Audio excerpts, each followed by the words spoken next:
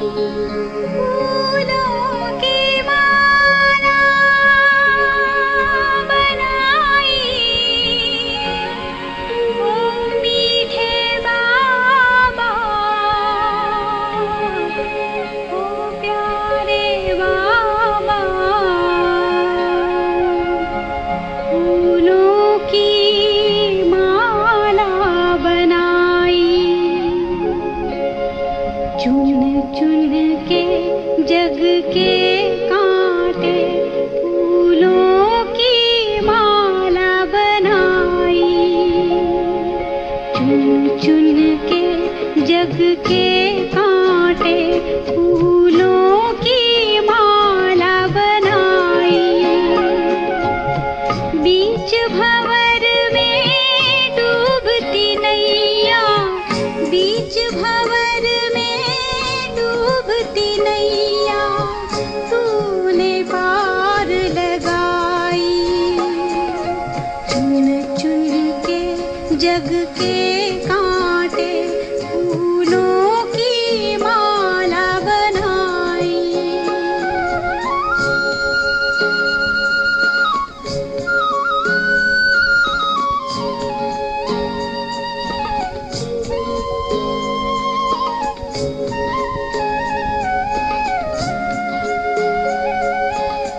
ज्ञान चंद्रमा तूने कर दी, धरती पे रिमझिम सितारों की।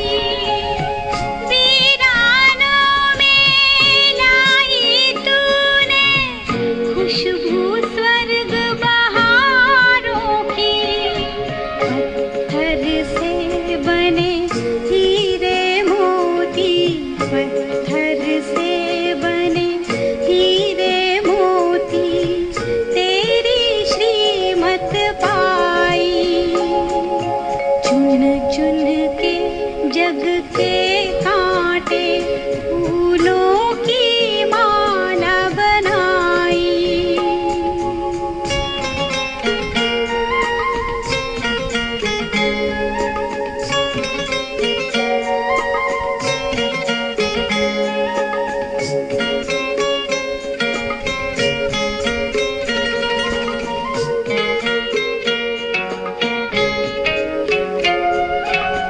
सूखे थे पौधे, मुरझाई कलियां।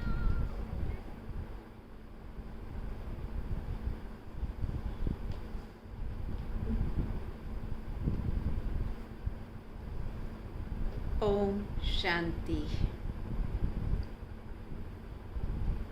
आज 28 जून 2021 के बाप दादा के मधुर महावाक्य सुनेंगे। बाबा ने बच्चों को आज बताया कि बच्चे मेरे फूल हैं, जिन फूलों में बाबा खुशबू भरते हैं, और खुशबू को बढ़ाने के लिए हमें स्वयं को चेक करना है कि हमारे अंदर ज्ञान की खुशबू आ गई है और वह खुशबू गुणों के रूप में दूसरों को भी महसूस होती है या नहीं। दूसरा, बाबा ने कहा मेरे बच्चे परवाने हैं, मैं क्षमा हूँ और बच्चे परवाने हैं, परंतु परवाने भिन्न भिन्न प्रकार के हैं। कुछ परवाने जो बाबा पर फिदा होने वाले, बाबा की श्रीमत पर चलने वाले, जल मरने वाले, मर मिटने वाले, तन मन धन कुर्बान करने वाले। परंतु कुछ परवाने जो दूर से ही क्षमा को देख करके खुश होते हैं, परंतु फिदा होने की हिम्मत नहीं रखते। और तीसरे परवाने जो केवल फेरी पहनते हैं और वापस लौट जाते हैं। तो बाबा ने कहा तुम बच्चों को चेक करना है कि हम कौन से परवाने हैं। परंतु बाबा को जो प्रिय हैं वो फिदा होने वाले परवाने वह प्रिय हैं। तो हम सभी बाबा के शब्दों में ही बाबा के महावाक्यों को ध्यान से सुनेंगे। मीठे बच्चे, अपने को आत्मा समझ आत्मा से बात करो तो फूल में खुशबू आती जाएगी।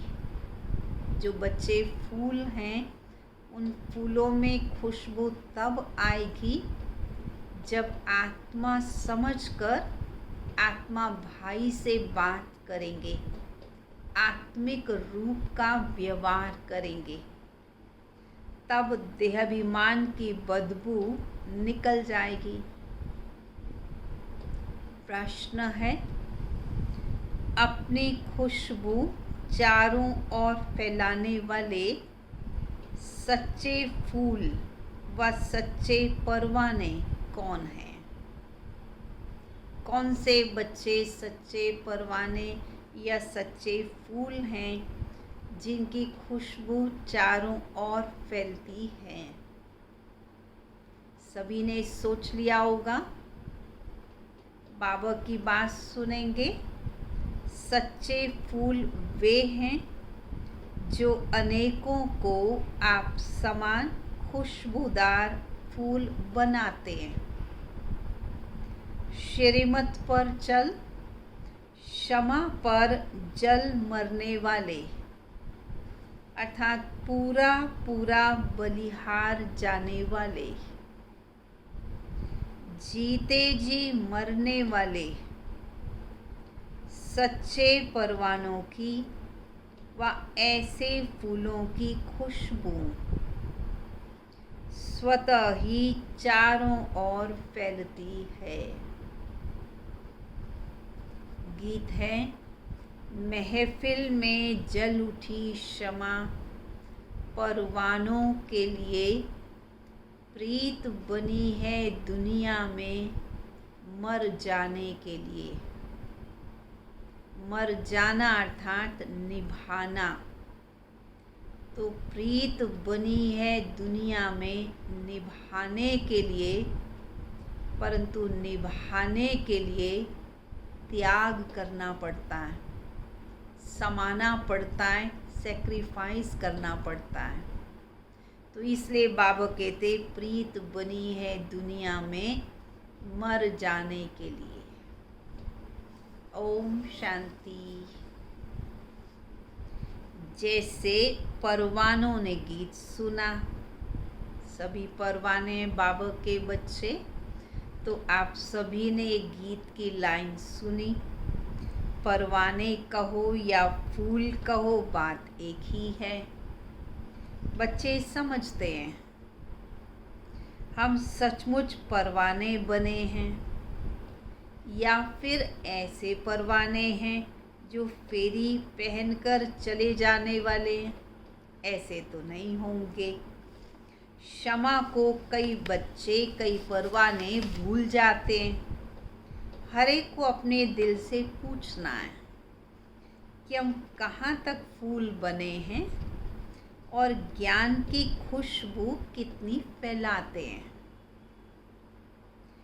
अपने जैसा फूल किसी को बनाया है, पहले तो देखना है कि मेरे स्वयं के अंदर खुशबू है, फिर मैंने दूसरों को भी वह खुशबू दी है, अपने जैसा दूसरों को भी बनाया है। तो ज्ञान का सागर बाप है, उनकी कितनी खुशबू है। जो अच्छे फूल या परवाने हैं उनकी ज़रूर अच्छी खुशबू आएगी, वो सदैव खुश रहेंगे, औरों को भी आप समान फूल या परवाने बनाएंगे। फूल नहीं तो कम से कम कली तो बनाएंगे। खुद फूल हैं तो दूसरों को भी फूल बनाएंगे, कम से कम कली तो बना ही देंगे। पूरे परवाने वे हैं। कौन? पूरे परवाने वे हैं जो जीते जी मरते हैं, अर्थात बलि चढ़ते हैं अथवा ईश्वरीय औलाद बनते हैं। कोई साहूकार यदि गरीब के बच्चे को गोद में लेते हैं तो बच्चों को उस साहूकार की गोद में आने से फिर वही माँ बाप याद आते रहते हैं। बच्चा था गरीब का, परंतु साहूकार ने गोद में लिया तो बच्चे को दोनों माता पिता याद रहते हैं। उसे ये मालूम होता है कि जन्म मुझे गरीब माता पिता ने दिया और मेरी पालना ये साहूकार माता पिता कर रहे हैं। तो धीरे धीरे साहूकार की पालना मिलने से गरीब की याद भूल जाती है। जानते हैं कि हमारे माँ बाप गरीब हैं, परंतु याद साहूकार माँ बाप को करेंगे जिनसे धन आदि मिलता है। साधु सन्यासी आदि हैं, वो साधना करते हैं कि मुक्ति धाम में जाएं। सब मुक्ति के लिए ही पुरुषार्थ करते हैं, परंतु मुक्ति का अर्थ नहीं समझते। पहली बात जो बाबा गरीब माता पिता और बच्चे की बात बता रहे थे, क्यों बाबा ने उस बात को समझाया उदाहरण देके। बाबा कहते तुम कलयुगी माता पिता के बच्चे थे, अब बाबा ने अपनी गोद का बच्चा आपको बनाया है, बाबा आपको पालना दे रहे हैं, तो तुम बच्चों की बुद्धि से वो लौकिक देह संबंधी जो कि दुख देने वाले हैं उनकी विस्मृति होती जाती है, और बाबा की गोदी में जो सुख में आ गए तो बाबा को ही हम याद करते रहें, क्योंकि बाबा की गोदी में ही सुख है। दूसरी बात बाबा कह रहे साधु सन्यासी साधना करते हैं, सोचते हैं मुक्ति धाम चले जाएं, सब मुक्ति के लिए पुरुषार्थ करते हैं, परंतु अर्थ नहीं समझते। कई तो समझते हैं ज्योति ज्योत समाएंगे, सोचते हैं कि हम बड़ी ज्योति में छोटी ज्योति समा जाएगी, या फिर समझते हैं पार निर्वाण चले जाएंगे। निर्वाण धाम में जाने को वो ज्योति में समाना या मिल जाना समझते हैं, परंतु वास्तविकता तो ये है नहीं कि कोई सचमुच में परमात्मा में समा जाते नहीं। आत्मा का अस्तित्व तो हमेशा अलग रहता है, क्योंकि आत्मा तो अविनाशी है। तुम समझते हो कि हम दूर देश के रहने वाले हैं, इस दुनिया में रह कर के क्या करेंगे। जिस घर से हम आए हैं उसी घर वापस लौटना चाहते हैं। तो बच्चों को बाबा ने समझाया जब तुम किसी से भी मिलो तो ज़रूर ये बात समझाओ कि ये बना बनाया ड्रामा है। स्टार्ट सतयुग से हुआ, त्रेता युग आया, द्वापर युग, कलयुग आया और अब है संगम युग। ये भी समझाया है सतयुग के बाद त्रेता, परंतु सतयुग और त्रेता के बीच का समय वह भी संगम युग होता है। त्रेता युग और द्वापर युग के बीच का समय भी संगम होता है। द्वापर और कलयुग का बीच वह भी संगम है, और कलयुग और सतयुग का मेल, ये संगम वंडरफुल है। ये कल्याणकारी पुरुषोत्तम संगम युग है। इसी संगम युग में हमारी उन्नति होती है, चढ़ती कला होती है, परमात्मा मिलन होता है। वह तो युग बदलता रहता है, सतयुग से त्रेता युग, द्वापर युग आया, युग बदला। यहाँ पर कलयुग से सतयुग आया तो क्या हुआ, पूरा कल्प बदल गया, चक्र ही पूरा हो गया, चक्र में परिवर्तन आ गया। बाबा कहते बच्चे, जब सारी आत्माएं तमो प्रधान पतित बन जाती हैं, कलयुग का अंत होता है, उस कल्प के संगम पर मैं आता हूँ।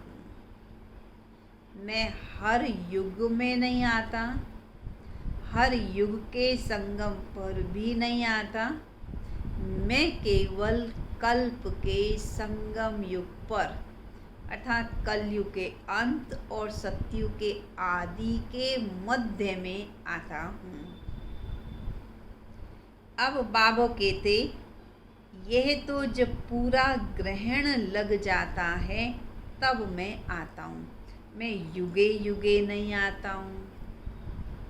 ये बाप बैठ किसको समझाते हैं? ये बाप बैठ अपने परवानों को समझाते हैं। परवानों में भी नंबरवार हैं, कोई तो जल मरते हैं, कोई फेरी पहनकर चले जाते हैं।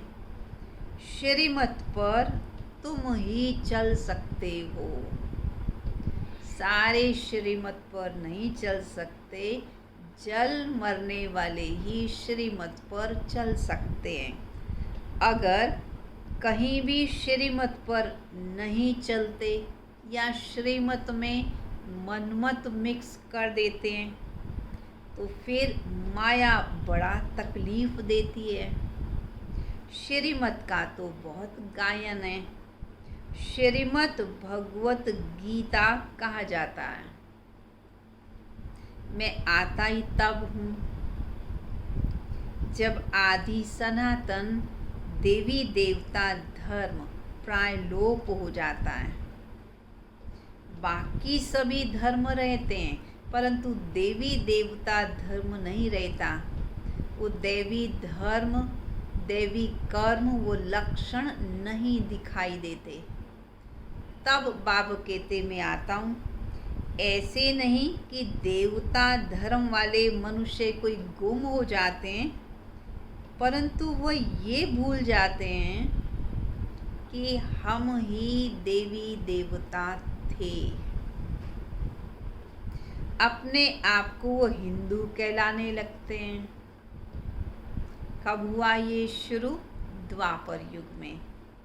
ये भी ड्रामा बना हुआ है। ड्रामा में ये भी नोंद है कि देवी देवताएं पुनर्जन्म के चक्र में आते अपने देवता धर्म को भूल जाते हैं। जब भूलें तब तो मैं आकर देवी देवता धर्म की स्थापना करूं।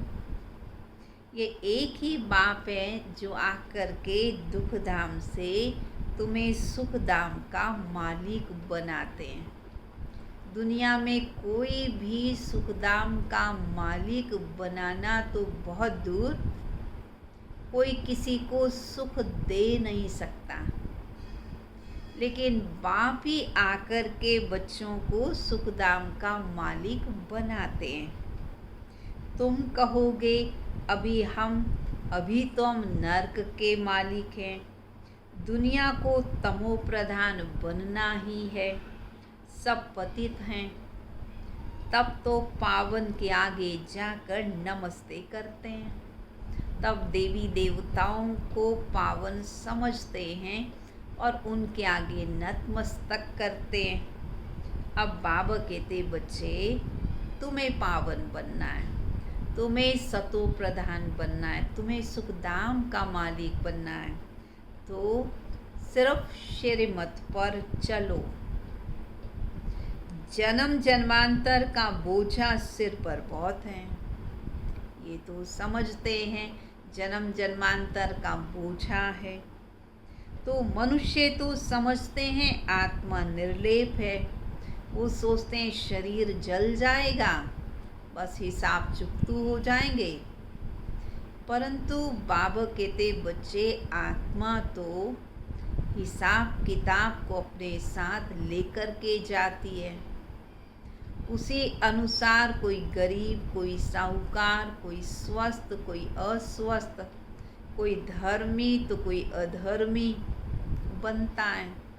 संस्कार आत्मा साथ लेकर के जाती है। तो आत्मा ही दुख सुख भोगती है, ये तो कोई समझता ही नहीं है। बाबा बार बार समझाते हैं बच्चे, मंजिल बहुत भारी है। इस समय तुम पुरुषार्थ करते हो जबकि दुखी हो। जानते हो सतयुग में हम बहुत सुखी रहेंगे। वहाँ ये पता नहीं रहेगा कि हमको फिर दुख धाम में जाना है। जब सुख धाम पहुँच जाएंगे तो उस समय ये भूल जाएंगे कि हमें फिर पुनर्जन्म लेके दुख धाम में जाना पड़ेगा। हम सुख में कैसे आए, कितने जन्म लेंगे, ये भी पता नहीं होता।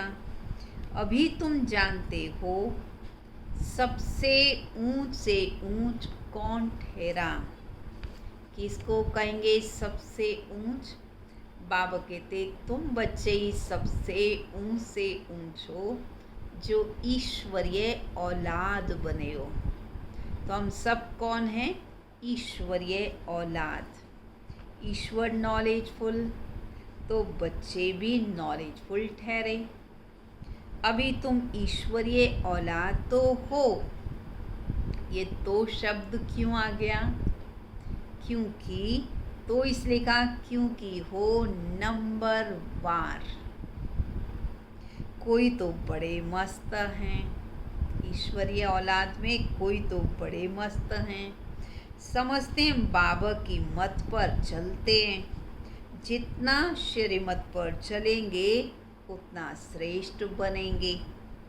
बाप सम्मुख बैठ बच्चों को समझाते हैं। कई तो मस्त रहने वाले हैं और कई बच्चे श्रीमत का पालन नहीं करते हैं। अनेक प्रकार की चिंताओं में रहते हैं, अनेक प्रकार के संशय में रहते हैं। बच्चे, बाबा कहते बच्चों को, बच्चे देह अभिमान को छोड़ दो, देही अभिमानी बनो, निरंतर याद करो बाप तो सदैव है ही सुखदाता। ऐसे नहीं कि दुख भी बाप ही देते हैं, सुख भी बाबा देते हैं। ऐसे तो हो नहीं सकता है। बाबा तो है दुख हरता सुख करता। बाप कभी बच्चों को दुख थोड़ी देंगे। बच्चे अपने उल्टी चलन से भले दुख पाते हैं। बच्चों की अपनी गलती से भले दुख पाते हैं, परंतु बाबा अपने बच्चों को कभी दुख नहीं देते। लौकिक में भी माता पिता कोशिश करते हैं बच्चों को सुख देने की ही। बाप कभी दुख दे नहीं सकते हैं। कहते हैं हे भगवान बच्चा दो तो कुल की वृद्धि हो। बच्चे को बहुत प्यार करते हैं। बाकी दुख तो अपने कर्मों का ही पाता है ना बच्चा। अब बाप तुम बच्चों को बहुत सुखी बनाते हैं। बाबा कहते हैं बच्चे श्रीमत पर चलो। आसुरी मत पर चलने से तुम दुख पाते हो। बच्चे बाप अथवा टीचर अथवा बड़ों की आज्ञा न मानने से दुखी होते हैं। दुखदाई खुद बनते हैं। माया के बन जाते हैं तो दुखदाई बन जाते हैं। ईश्वर की मत अब ही तुमको मिलती है। संगम युग के सुहावने समय में ही तुम बच्चों को ईश्वर की मत मिलती है। ईश्वरीय मत की रिजल्ट 21 जन्म चलती है। फिर आधा कल्प माया की मत पर चलते हो। ईश्वर तो एक ही बार आकर मत देते हैं, माया तो आधा कल्प से मत देती रहती है। बाप एक ही बार मत देते हैं और माया की मत पर चलते तो तुम बच्चे 100% दुर्भाग्यशाली बन जाते हो और सौभाग्यशाली 100% बाप की श्रीमत पर चलने से बनते हो। तो जो अच्छे फूल हैं, समझ रहे हैं अपने आप को, हम अच्छे फूल हैं। तो बाबा कहते जो अच्छे फूल हैं वह उसी खुशी में सदैव मस्त रहेंगे। कौन सी खुशी में? कि भाई बाबा ने हमें 100% सौभाग्यशाली बनाया है, बाबा ने हमें ज्ञानवान बनाया है, बाबा ने आदि मध्यंत का ज्ञान दिया है, बाबा में सुखधाम का मालिक बना रहे हैं। इन सभी बातों की स्मृति से सदैव खुशी में रहेंगे, मस्त रहेंगे। नंबरवार तो हैं ही। परवाने कोई तो बाप के बनकर श्रीमत पर चल पड़ते हैं, तो कोई हैं जो सिर्फ श्रीमत को सुनते हैं परंतु श्रीमत पर 50% चलते हैं, और कोई हैं जो 50% भी नहीं 25% चलते हैं। केवल सुनते हैं, धारणा नहीं करते हैं। बाबा कहते बच्चे मैं तो गरीब निवास हूँ। दान भी हमेशा गरीबों को दिया जाता है। सुदामा का भी मिसाल है ना, सुदामा को बहुत गरीब बताया गया परंतु सुदामा ने चावल मुट्ठी भगवान को दी। मनुष्य तो श्री कृष्ण को ही भगवान समझते हैं, तो सुदामा ने भी अपने मित्र श्री कृष्ण को चावल मुट्ठी दी और रिटर्न में महल मिल गए। ये वास्तव में इस समय संगम युग की बात है। हम बच्चे गरीब हैं जैसे कि सुदामा मिसल हैं। सत्युगी दुनिया की तुलना में तो हमारे पास कुछ भी नहीं है और जो है उसकी कोई गारंटी भी नहीं है कितने समय तक वो सभी चीज़ें हमारे पास रहने वाली हैं।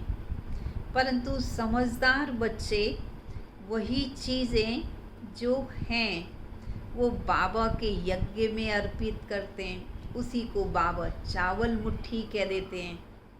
और वो जब बाबा को दिए भावना से, प्यार से, श्रद्धा से, भले चावल मुट्ठी दिए, जो था वही दिया ना, सुदामा के पास थे ही वही। तो हमारे पास जो कुछ भी है परंतु बड़े प्यार से बाबा को देते हैं तो रिटर्न में हमें जो भी चाहिए बाबा 21 जन्मों के लिए हमको भरपूर बना देते हैं। महल तो हमको मिलते ही हैं परंतु महलों को भी बाबा भरपूर करके हमें देते हैं।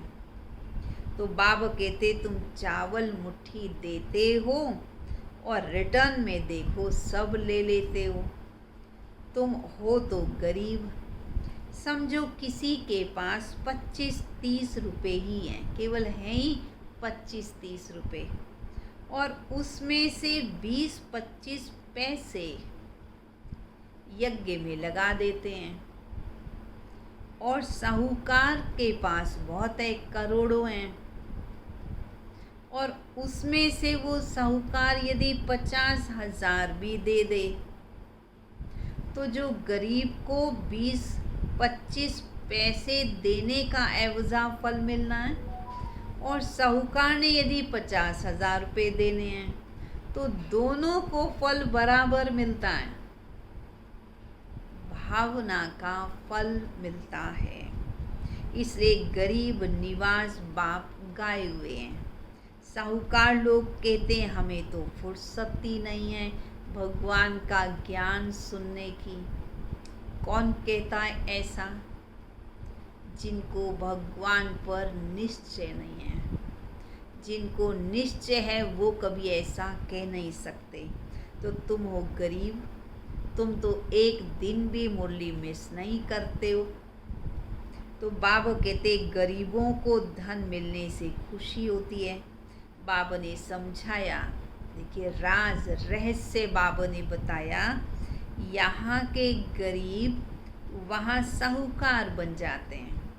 यहाँ के गरीब सतयुग में साहूकार बन जाते। क्यों? वो गरीब के पास जो भी है चावल चपटी वो बाबा के यज्ञ में दे देते हैं, इसलिए रिटर्न में उनको सब कुछ मिल जाता, वो साहूकार बन जाते हैं। और यहाँ के साहूकार वहाँ गरीब बन जाते हैं, क्योंकि अभिमान में रहते हैं, भगवान पर निश्चय ही नहीं करते, श्रीमत पर चलते ही नहीं हैं, अपना तन मन धन सफल ही नहीं करते, इसलिए वो वहाँ पर गरीब बन जाते हैं। कई कहते हैं, सुने ध्यान से, कई कहते हैं बाबा को, बाबा हम यज्ञ का ख्याल रखें या अपने कुटुंब अपने परिवार का ख्याल रखें, क्या करें? क्या जवाब दिया होगा बाबा ने? क्या कहेंगे? बाबा कहते तुम अपने कुटुंब की बहुत अच्छी संभाल करो, छोड़ दो यज्ञ को। यज्ञ तो बाबा का है, बाबा चलाएगा। तुम्हें सोचना है कि मुझे यदि साहूकार बनना है, मुझे बाबा से 21 जन्मों के लिए लेना है, जन्म जन्मांतर का अधिकारी बनना है, तो मुझे यज्ञ में करना है। इसमें बाबा से पूछने की क्या बात है? बाबा ने तो समझ दी हुई है। बाबा कहते अच्छा अगर पूछते हो तो बाबा कहेंगे ठीक है, तुम अपने कुटुंब की ही अच्छी तरह संभाल करो, अच्छा है। जो तुम इस समय गरीब हो, साहूकार होते तो बाप से पूरा वर्षा ले नहीं सकते। तो शिव बाबा तुम बच्चों को ही सब राज समझाते हैं। शिव बाबा ने ये जो मकान आदि बनाए हैं, ये सब भी तुम बच्चों के लिए बनवाए हैं। ये किसी की पर्सनल जागीर नहीं है। कोई भी सेवा केंद्र बनते हैं, मधुबन है, ये किसी की कोई पर्सनल जायदाद नहीं है। ये तो बाबा ने बच्चों के लिए बनवाए हैं। अंत समय बच्चों को यहाँ आकर रहना है। ये आश्रय स्थल, विश्राम स्थल बन जाएंगे। हमारा यादगार भी यहाँ है। मधुबन की बात बाबा कर रहे हैं, वहाँ पर इतने सारे मकान बने हैं, तो बाबा कहते आश्रय स्थान है। बाबा के निश्चय बुद्धि बच्चे विनाश के समय आकर के रहेंगे। फिर यहाँ पर ही यादगार भी है दिलवाड़ा मंदिर, तो पिछाड़ी में यहाँ आकर बच्चे विश्राम लेंगे, बाप के पास भागेंगे। वे कौन भागेंगे बाबा के पास? जो योग युक्त होंगे, उनको मदद भी मिलेगी। बाप की बहुत मदद मिलती है। तुमको यहाँ बैठ विनाश देखना है। तुम्हें मधुबन में बैठकर प्रैक्टिकल में विनाश को देखना है। जैसे शुरू में बाबा ने तुम बच्चों को बहलाया है, फिर पिछाड़ी में बहलाना शुरू करेंगे, बहुत प्यार करेंगे। जैसे तुम वैकुंठ में ही बैठे रहोगे, ऐसा अनुभव करोगे जैसे कि हम वैकुंठ में बैठे। भले दुनिया का विनाश हो रहा होगा, परंतु बाबा अपने बच्चों को वैकुंठ का साक्षात्कार करा रहे होंगे। बच्चों को दुख की फीलिंग ही नहीं आएगी। तो बाबा कहते ऐसे बहुत साक्षात्कार होंगे। ये तो तुम समझते हो ना कि हम यात्रा पर हैं, थोड़े समय के बाद विनाश होगा, तुम बहुत खुश हो जाओगे। बस अब हम जाकर प्रिंस बनेंगे। किस्म किस्म के फूल बाबा के बच्चे हैं।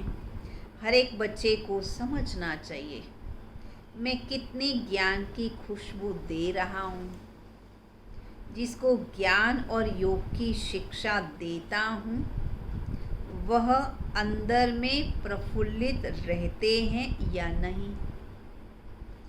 बाबा जान जाते हैं कि इन बच्चों की अवस्था कैसी है, इनकी अवस्था कहाँ तक गैलप कर पाएगी, गैलप उनकी करेगी। कौन आगे बढ़ पाएंगे? जो परवाने बन बाप पर फिदा होंगे। बाप समझाते हैं बच्चे माया के तूफान तो बहुत आएंगे, परंतु अपने आप को बचाना है। अब ये राजयोग परमपिता परमात्मा आकर सिखलाते हैं। परमात्मा आकर आत्माओं से बात करते हैं। आत्मा को ज्ञान है। मैं आत्मा अपने इस ब्रदर आत्मा को समझाती हूँ। जैसे परमात्मा बाप हम आत्माओं से बच्चों से बात करते हैं, हम भी आत्माएं। बाबा हमको सिखलाते हैं, फिर और आत्माओं को समझाते हैं।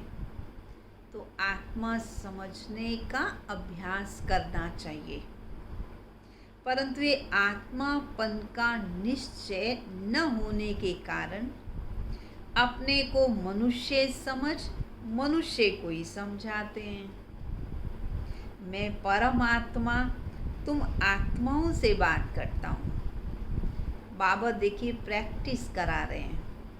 बाबा बीच बीच में हमें याद दिलाते हैं मैं परमात्मा, तुम आत्माओं से बात करता हूँ। तुम भी जब दूसरों को सुनाओ तो ये प्रैक्टिस करो कि मैं आत्मा अपने आत्मा भाई को सुनाता हूँ। तुम आत्मा को सुनाते हो, ऐसे तुम देही अभिमानी होकर किसी को सुनाओगे, फायदा क्या होगा? उसे झट ज्ञान समझ में आ जाएगा, तीर लग जाएगा।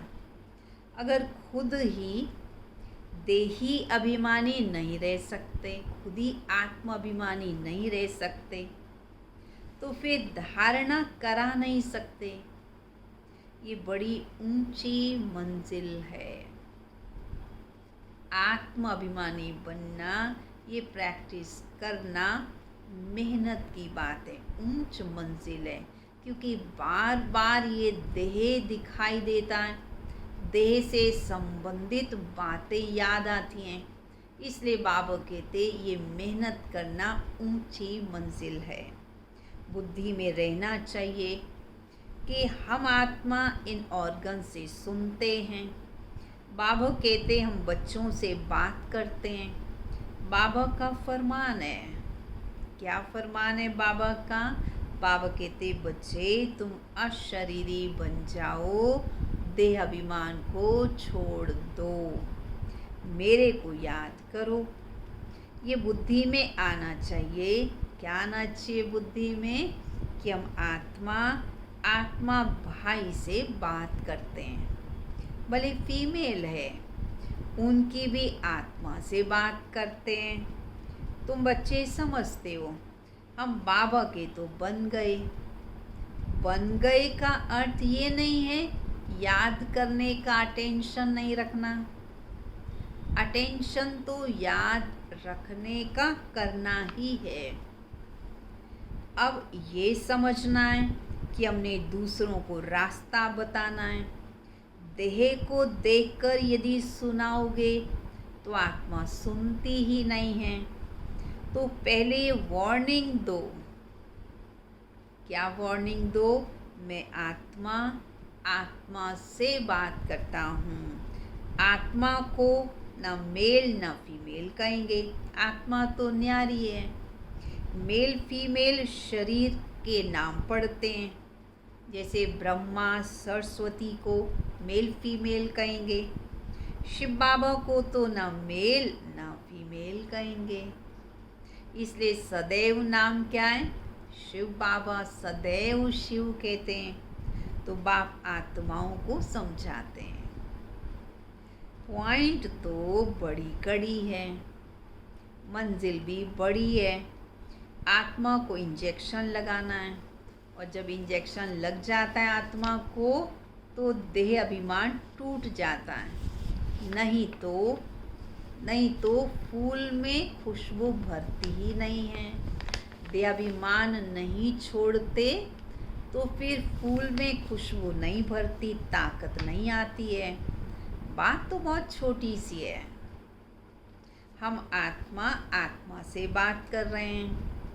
बाबा कहते तुमको वापस जाना है, इसलिए देही अभिमानी बनो, मन मना भव।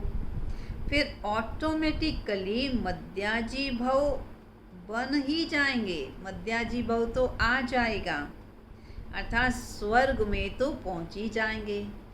बाबा को याद करेंगे, नष्टो मोहा बनेंगे, तो फिर स्वर्ग में तो पहुंच ही जाएंगे।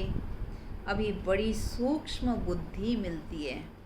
सवेरे में बैठ क्या करो? विचार सागर मंथन करो। दिन में तो सर्विस करनी है, क्योंकि कर्म योगी हो।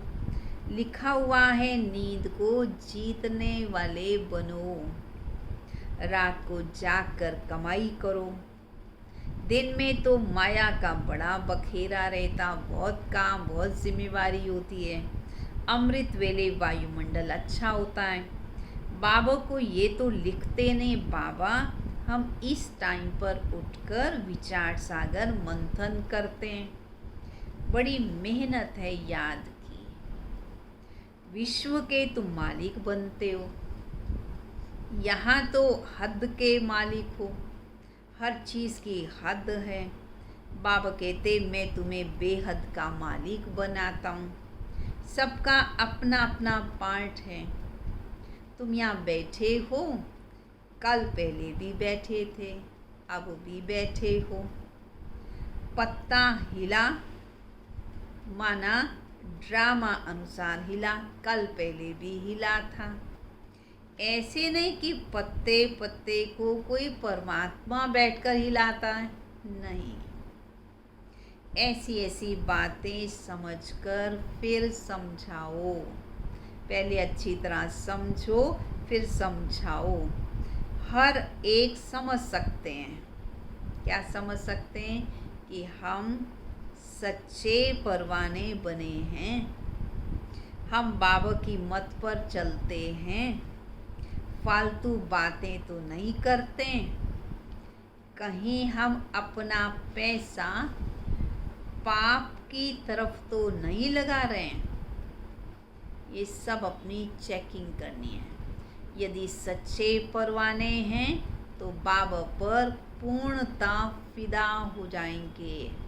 फिर तो जो बाबा कहे बच्चे वही करते रहेंगे।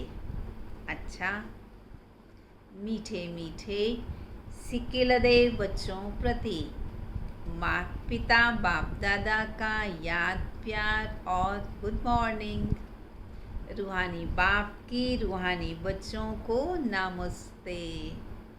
रूहानी बच्चों की रूहानी बाप दादा को नमस्ते नमस्ते नमस्ते।